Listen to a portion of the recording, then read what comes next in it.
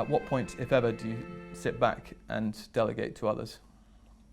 Well, look, that is a very interesting question. I believe firmly that leaders need to assess very carefully what their time and their expertise is worth.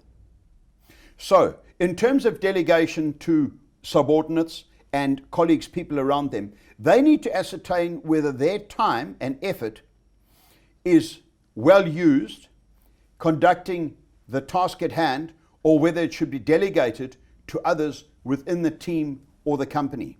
Shackleton was very good at delegation, but he also never asked a man to do anything he was not prepared to do himself. And he was brilliant at assessing people's strengths, delegating the tasks to others that they best use the time and the resource that they can fit in to 60 minutes worth of distance run.